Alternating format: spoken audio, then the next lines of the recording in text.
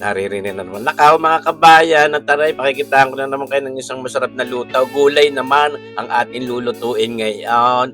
At aming tatanghalianin. Naku, paborito ko rin kahit anong arawin.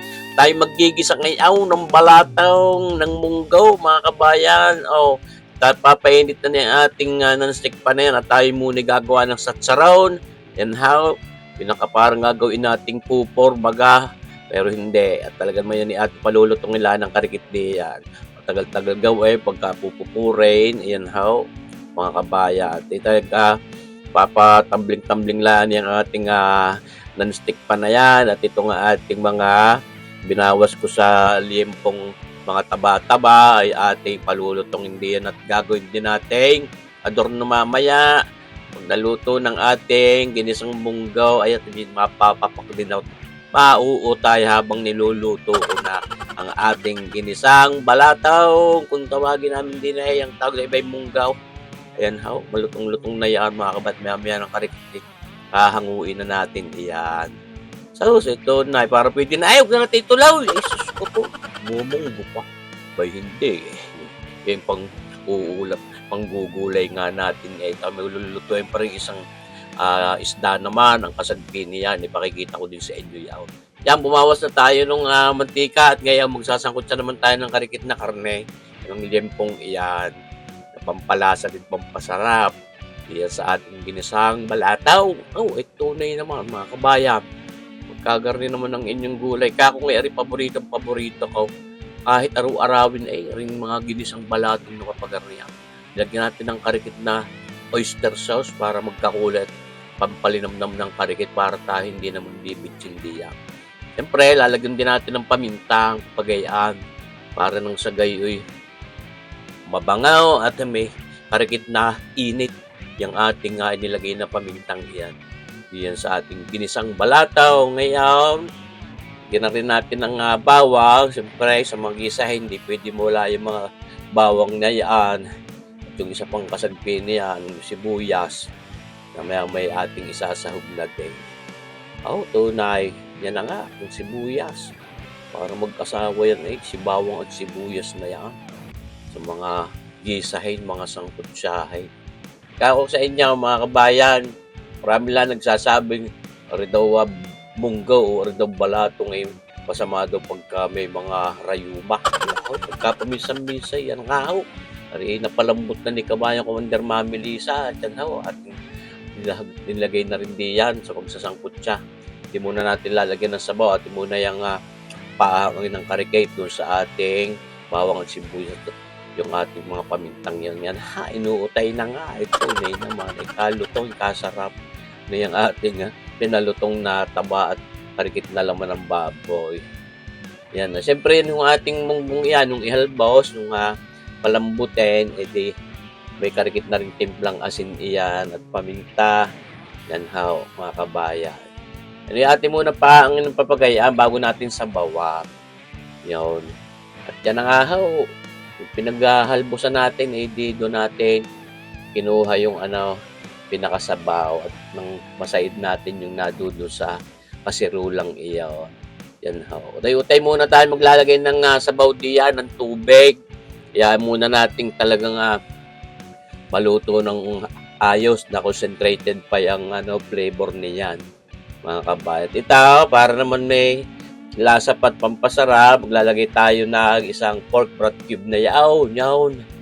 Kung ayaw ninyo huwag, pero yung nang walay masarap na pag-camera ay mas masarap, siyempre naman. Papatingkad natin yung lasa ng karikit na karning ating isinahog diyan, mga kabayan. Parang pwede na tunay kayo. Yan hawa, ating binabanto na uli ng tubig. At yan kakung pwedeng utay-utay. Yan.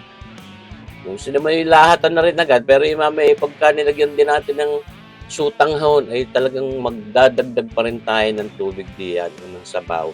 Dahil nang iipipin nyo ng ng sutanghon yung sabaw, ay nako, hindi maganda pagka sobrang lapot niya.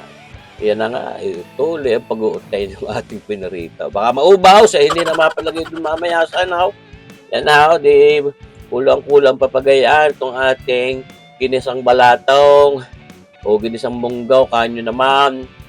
Napakasarap na gulay niya. Kahit anong isda, ang isang pimo diya, kahit mga daing, mga tuyaw. Yan ho, lalagyan natin ng patis, fish sauce, pampasarap ng lasa din. Malinamnam din niya kaysa sa asin natin kung ilalagay natin. Mga isang kutsara at kalahati o nilagay natin fish sauce. Kako nga nung ihalbos yung balatong ay may karigit na rin asin. Ito na, sinasabi ko, hindi pwedeng mawala sa aking ginisang balataw. Yang sutanghon, yung swatanghon, kung tawagin namin, tawag na may sotanghon para masosyal. Pero kami sanay na tawagin yung swatanghon. Ayan o, mga kabayan. Ating palalambutin din lang yung diyan ng karikate.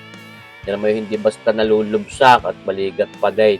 Kaso sinisip-sip o inihip po niya ng na-absorb ang sabaw. Kaya yan maya-maya ng karikate, babantuan pa rin ulit natin ng tubig yun.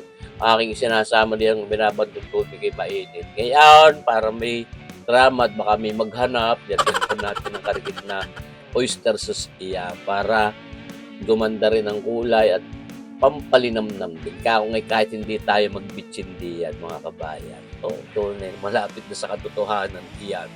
And how, dinadagdagan na uli natin ng tubig dahil unti-unti kang inabsorb noong swatanghon yung sabaw niyan. Ay, ayaw ko nang napakalapot yan, gayang ginisang balataw. Depende sa inyong pagluluto at nakasanayan ninyo. Pero ako medyo gusto ko mas masabaw yung ating ginisang balatong yan.